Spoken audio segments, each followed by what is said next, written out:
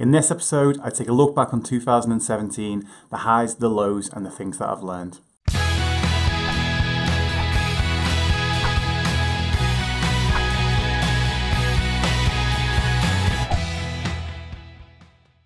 Hey there guys, and welcome to episode 17 of the Your Progress is Our Passion podcast. As I said in the intro, we're going to be talking about a look back on the year that I've had in 2017. It's episode 17, it's 2017. I assure you that wasn't planned. I don't have that much foresight, as you will see as I begin to kind of talk about this year. At the beginning of this year, I wrote a couple of things on my notice board, the green one that you may have seen in the back of some of my other videos, and it said 2017 Year of the Glute and 2017 Year of the Empire. With that, there were two things that I wanted to do in 2017. One was build my ass, and the other one, because I realised I'm very quad dominant. I used to put my back out quite a bit when I went heavy with my squatting, when my Olympic lifting took off, because I wasn't using my glutes properly. So 2017, Year of the Glute. The second thing, Year of the Empire, that is the fact that my vision for what I want to do, not just with CoFit or the mindset coaching, but with generally my own personal brand, for want of a better word, and the message I'm putting out to the world. I want to reach a bigger audience. I want to expand. I want to be able to do seminars where I have other members of staff that can make sure we get to as many people as possible in the Q&A, or if anyone has specific goals and things like that. I really want to expand on that type of thing. I've never, from the day that I launched CoFit, I never wanted it to just be, oh, I go and do personal training sessions. I wanted it to be something bigger than that. Now, as I look back, as we are on the 28th of December as I record this, and I look back at this year, and yes, my arse is a lot bigger. My glutes have grown. I have got, my squats increased by about 20 kilos this year. My overhead squat, my snatch and clean and jerk have both gone up massively this year. I've really got into that sport. Still not competitive with it for a guy of my weight, but I've got a lot better of it than where I was at the beginning of the year, and I really feel, I can feel and see a significant increase in my glutes, which is nice. So that's the easy part. As for Year of the Empire, it's been a rocky year, if I'm perfectly honest. It's been a bit of an interesting year. I sit here now and think of it as being the best and worst year simultaneously of recent years for me. It started off extremely good. We had Jess on board. Alona was doing a little bit more work with the company, and there was a point at around about April where I had physically so much work on in the gym that I was finding it very difficult to do my university course and to see my family, and I was still at demand for work on top of that. And at that time, I made the difficult decision to leave the degree. I kind of, at this point, I'd started doing the mindset seminars by this point, so I knew for a fact that I didn't want to be doing, sitting in an office and doing nutrition and doing that sort of one-to-one nutritional intervention anymore, which is what the degree was aiming me for. It was a degree in nutritional therapy.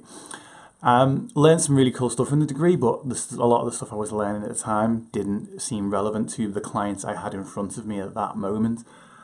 And it was taking a lot of time away from my family as well, so I couldn't grow the business anymore, and I was sat there during the April half term, the Easter holidays it was, when I made the decision, and my kids, like they are right now, wanting me to go and do something with them, but they were wanting me to do stuff, and throughout the whole few days, I only get them like 2 or 3 days a week, and during half terms when I get to see them a little bit more.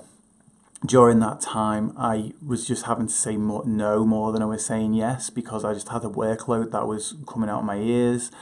I couldn't finish the university work. I was struggling to fit all my clients in the actual days if I was having to take those 2 days off work to look after the kids. And I found myself in a position where I was not so much resenting the kids, but like, when I found myself in that position thinking, oh, I wish I could be doing more of this, I wish I could be doing more of that, I thought, you know what, I need to sit back and reassess and reevaluate what's going on. And I think this was just before I ended up having what I would say is close to a bit of a mental breakdown, really. I ditched off the degree, and for 2 or 3 weeks it seemed like the absolute best choice. We went to see Tony Robbins the week after, and I had those 4 days down in London where I didn't feel like I should have been doing a degree.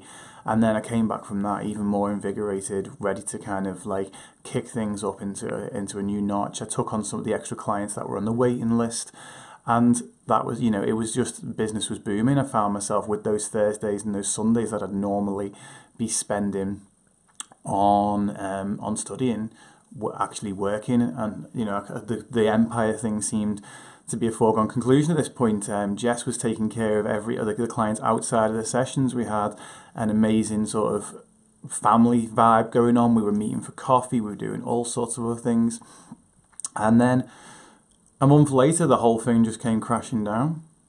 I lost 14 hours worth of clients in 1 week. Still putting the pieces together on that as to why that happened. There are various different reasons. Some of them to do with price, some of them to do with the environment that we train in, some of them to do, one of them to do with a client becoming pregnant. So, who's had the baby now. Congratulations, Charlotte. And yeah, so at that point, but I hit around about that week, the exact same week, I think it was a little bit before, I hit the worst depression I've had in 5 or 6 years. And I'd almost kind of forgotten how to deal with that. Even I'd had smaller depressions and stuff, and I now have techniques and tricks and abilities in order to, I don't like the term pull myself out of it, but that is the best description, I guess, to kind of things that would work better if I was feeling good, but still work while I'm feeling depressed. But they only really work on a mild depression or a moderate depression. This was sort of severe depression. And I found myself in May of this year, like literally straight after a weightlifting competition, one of the highlights of like the early part of the year, I found myself severely depressed, not wanting to train. I was still doing all my work, but if I wasn't spending any time in the gym in between, I didn't want to be in there. I didn't want to be there doing my own training. And I'd find I live 30 minutes away from the gym that I work at, and so I often wouldn't come home for like a 2-hour gap. It'd need to be like 3 hours or more for me to come home, because obviously it's half an hour each way. But this time, if I had an hour gap, I'd drive away from the gym and then come back. If I had a 2-hour gap, I'd come home and sleep on the couch for an hour. My energy was just completely bottomed out, and I just felt so down and despondent. And through that experience, and that lasted, I'm still kind of dealing with the tail end of that storm right now, but the thick of that storm lasted a good couple of months. Every time I found myself getting that little bit of happiness back, that little bit of drive back, I'd find myself just slipping back down again a few days later, and it just felt kind of endless. And it was in this. I'd had a conversation with Alona, my wife, a few months probably before that, and we talked about like if we woke up the next day and if money wasn't an object, what would you do? And she said, I'd go travelling. And my response was, well, who would you go travelling with? And she was like, you silly. And I was like, well, if I wake up tomorrow and money's not an object, I'm not going travelling. I've got other things to do. And she asked me what I would do, and immediately I was like, I would start a support group for men with poor mental health. And like the idea being like not just like a local support group, but a national support group. And if money wasn't an object, that's what I'd set up. And this kind of in the back of my mind sort of fed into, like, this started growing and like grew arms, legs, heads, all the rest of it in the back of my mind. And I sort of forgot about saying that. But whilst I was in this sort of depressed state, I was lying on the couch and I was like deeply in tears, just crying to myself about the fact that I've spent the last 5 years since my last sort of major breakdown building up my family and friends around me, building up my circle, building up my support structure. And yet when I hit that bottom period, like when I hit like that, I wouldn't call it rock bottom, but when I hit that period of that low period, none of that was there for me. And I think one of the main reasons that none of it's there for you is the fact that no one proactively comes to save you. No one proactively will, like it's very rare. I'm not saying it's never going to happen, but I'm just saying it's very rare. And that was what I was thinking. I was lying there and I was like, no one's coming to save me. And as I repeated this over and over in my head, the tone of voice changed from sort of a really despondent and sad, no one's coming to save me. And then it was like, hold on a minute, no one's coming to save me. And that thought of that support network, that thought of the fact that I'm not the only one in that situation, that I can't be the only one feeling like that, spurred on something inside me. And I was like, hold on a minute, is money the only thing that is holding me back from, is money actually holding me back from this support network? Now, if I wanted to create a nationwide support network, yes, money's going to hold me back. Notoriety, is that the right word? Fame, for want of a better word. All these things are going to hold me back. But to start something, and something's better than nothing, in my hometown, what was holding me back? And it's like, well, they're allocating the time for it, okay, and having a venue were the two things. Now, my gym, as I said, I lost a few clients earlier in the year because of our gym as being very, it's loud, it can be quite intimidating, it's very difficult to teach someone in that gym because you're shouting over music, you're competing with, and it's since about April, it's become a lot more of an extreme gym. It's like sort of favouring the sort of more extreme levels of workout. The whole philosophy of, go hard or go home very much exists in there at the moment. And that's not what a more sensitive client is looking for. That's not what someone who is suffering from anxiety or depression is looking for. That's not someone who is shy or is looking for. So I knew that I couldn't do it there. I also couldn't allocate the space in there, and I couldn't have the music off. So like we wanted to have an hour of exercise and an hour of talking. But I've decided that I wanted to do it, and I was going to do it. And when you're going to do it, the best thing you can do is just start. I didn't have a venue in mind. I knew the time I could allocate, and I knew that I wanted to aim this particularly at people who were signed off work with their conditions. So I knew that a midday time slot would work perfectly. It's one of the times that I knew that I wouldn't say never, but again, it's very rare for me to ever get asked for a PT session at that point. So I knew that I'm not doing anything other than eating my lunch with that time normally. So I did it, and I set it up, and I didn't have a venue when I first set it up. And we got a massive response for this. It was clear that this was something that people were really looking for. That was something that was seriously needed. And I was extremely lucky because my friend Mark Poole had just opened a gym. I was just in the process of opening a gym, a boot camp next door. It's called Blast Boot Camp, Men's Blast Boot Camp, and Transform Ladies Fitness in Southport. If you want to check either of them two services out, Mark's an absolute top guy. He's got some absolute top trainers running those boot camps, and he said we could use the room, and I was just overwhelmed, just his generosity. One day I'll figure out a way of thanking him. Both him and his wife told me there's no way, there's nothing I need to do. No one's giving me ideas. If you know Mark Poole, email me, dave@cofitpt.com, and tell me what he likes, because I want to get him something. So he gave us the room, and it all kind of came together from that. And that was when I first started to sort of claw myself out.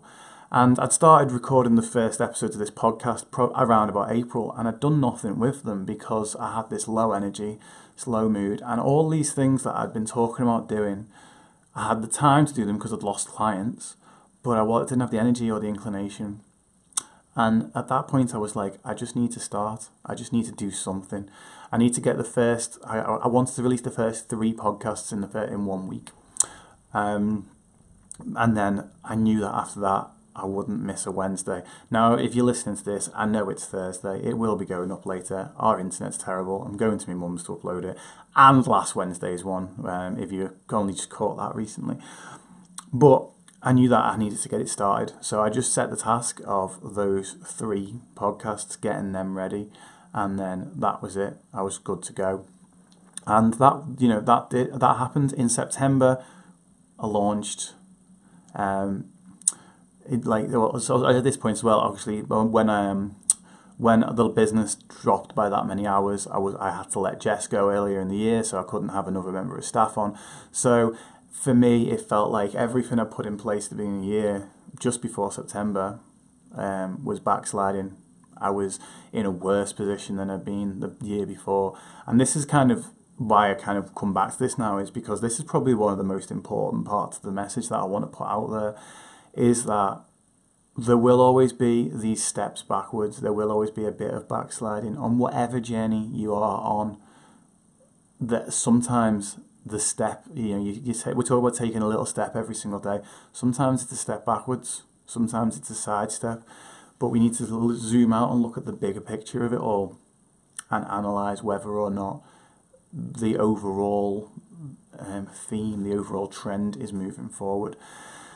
And I couldn't see this in August of this year. I was struggling, and I was away for my wedding anniversary in Berlin, and I was just really struggling, thinking of the only thing I was excited about was I knew that this service was launching on September the 11th, and I knew that the podcast was going to be launching. So I got them out. I got the service started. It's called Matter Over Mind. We run it every Monday, except for Christmas Day and New Year's Day, and when I'm on holiday. But it's been going amazing. We still only have a small group. We had nearly 80 people, 75, 76, I think, sign up for information originally, and we've had the most we've had in the class is 13. So again, if you are someone that suffers with poor mental health in and around the Southport area, or you know someone, put them in touch with us. We've got room for more. I want to help. The people that are in the class are absolutely loving it. We've got a series of regulars that come every week. We do an hour of exercise, which is varied. We don't do the same thing every week. And then we do an hour of conversation. That can be a topic. That can be just seeing how everyone's getting on in the room. We play that by ear. There's no overall formal structure to it. We don't have a sign-up sheet anymore. It's just let me know if you're coming down, or even don't, and just turn up, because I understand how anxiety works. I understand how depression works, and how you can be totally up for something until the day, and then that light goes off. You can't do it. I don't want you to feel like the sign-up form was taken away so that if you put your name down and you didn't turn up, you might feel sort of shy about coming the second time. The sign-up form's gone. I'll never know if you didn't turn up or not, but I really want you down there. If you think that this is something that would help, if you suffer from any of those conditions, I really want you down there. And so that's Matter Over Mind. It's brilliant. It's my favourite 2 hours of the week. And other than that, the podcast got launched. So the podcast, I'm sort of in the process of rebranding to the YPOP, Your Progress is Our Passion thing, rather than having the CoFit and the Dave Cottrell Mindset Coaching. We'll see how that goes. Really, the brand is me. I tried, and this is some great honesty for you here. Originally, I set the company up as CoFit Personal Training so I could make it sound bigger than it was. I had this vision that I was going to take the PT world by storm, and to do that, I needed to be more than just Dave Cottrell. And this is ironic for someone who made a video called You Are Enough, because I should have realised that 3 years ago. I'm enough. It's the brand is me. When it's PT, it's me. When it's mindset coaching, it's me. I probably figured it needed to be something bigger than that, because I didn't believe in myself enough, or whatever it may have been at the time. I thought that people would respond better to a company brand than a personal brand. Silly. And yeah, that was that. So a lot of it going forward, you're going to be seeing, if you look at my Instagram, you're going to be seeing a lot more of my face rather than random pictures of mountains or Smurfs. Maybe you'll still see Smurfs. And that's how that's evolved, really. That's been a big change for me this year. And then the podcast that's about to go through its next big evolution, really, is the fact I've still got 4 or 5, maybe even 6 pre-recorded interviews that I've got that I'll be pushing out. But as of January, February, I am going to be interviewing people talking about much more serious topics because, and I said it in my very first video, anyone can teach you how to bench press, but I want something more for you than that. It's like, I want more for you than learning the correct path of a dumbbell when you're pressing it. It's a straight line, basically. Imagine it's connected by a bar. Same with a shoulder press, only it goes slightly back. Anyway, I digress. I feel like I've stolen from the Ben Coomer podcast with Rachel now by saying I digress. That was definitely her line. And yeah, I want more for you than that. I want to help people understand their anxiety better, understand depression better, understand race and privilege better, understand gender equality, gender identity. I'm not personally going to be helping you understand these better. I'm going to be getting experts on and people with experience on in those fields because I don't know those things inside out. But I'm on a journey to kind of learn to understand those things better, and I'm basically taking you guys with me. So that's it, really. That was 2017 with a little hint of what's to come in 2018. We'll still be going to be doing personal training, still going to be doing the mindset coaching and the seminars, and the podcast is going to evolve into something a little bit more interesting, maybe. It depends what you're interested in, I suppose. I don't know what the right word is for it. It's not controversial, but a little bit more meaty, really, for me. So, yeah, just to recap, really, on that thing, life, it's ups and downs, it's forward steps and back steps. I've talked about this in my other post where sometimes it's boomerangs and slingshots. A boomerang is a forward step that takes you backwards afterwards. A slingshot is a back step that takes you forwards afterwards. And it's understanding where all this stuff fits in and not trying to judge progress by that sort of linear straight line, because it very rarely ever happens, if ever, like that. And the worst thing you can do to yourself that will hinder your progress further is when you have a bad day, being hard on yourself and not having a degree of acceptance and being overly self-critical. I know, because I spent May, June, July, August, at least 4 months of my year in that place. And you know what? I'm going to, as my final thought now, I'm just going to look back on that and say, I probably needed that. As hard as it may have been,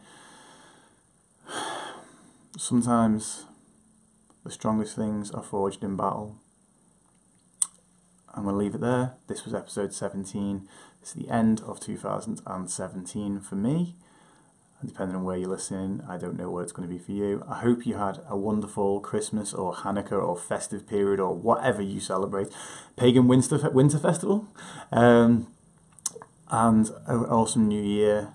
Whatever 2018 has got in store for you, I hope it's awesome. I hope it's amazing. I hope that you're inspired to carry on with the journey, carry on working towards that progress, even when it feels like it's a backstep or a sidestep.